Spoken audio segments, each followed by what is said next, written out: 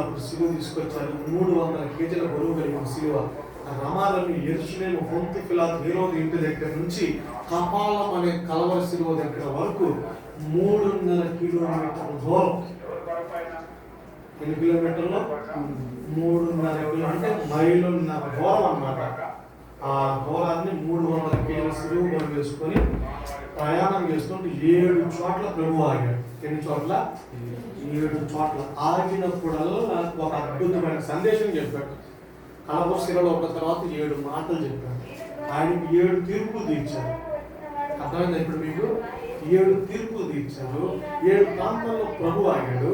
శిలువ మీద ఉన్నప్పుడు 7 మాటలు పలికాడు. అసలు 7 అంటే ఏంటంటే 7 అంటే సంపూర్ణమైన సంఖ్య. అందుకని దేవుడు సంపూర్ణ 7 ప్రాంతాలు ఆగినప్పుడు ఒక్క ప్రాంతం గురించి చెప్తాను. 7వ ప్రాంతం దగ్గర ఆగినప్పుడు ఆయన కొరకటి సీమోను సిలువెత్తుకున్నప్పుడు అంటాడు, ప్రజల వైపు చూసి వాళ్ళందరూ ఏడుస్తుంటే నా కోసం ఏడవద్దు, మీకోసం మీ పిల్లల కోసము ఏడవద్దు. ఇది ఫైనల్ గా ఆయన చెప్పిన 7వ మాట. ఇది సిలువ మోస్తున్నప్పుడు సిలువ మీద కాదు.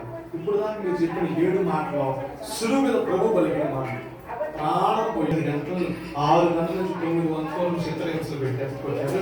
ఆ తర్వాత రెస్ట్ ఇచ్చి ఒక పక్కన పడేసి అక్కడి నుంచి సిలువ మారు మీద 3 కిలోమీటర్ అంటే మైలున్నర 3 కిలోమీటర్ల 300 కేజీల బరువు కలిగిన సిలువని మోసుకొని ప్రయాణం సాగిస్తే అక్కడికి వెళ్ళేవాడికి 12 గంటలైన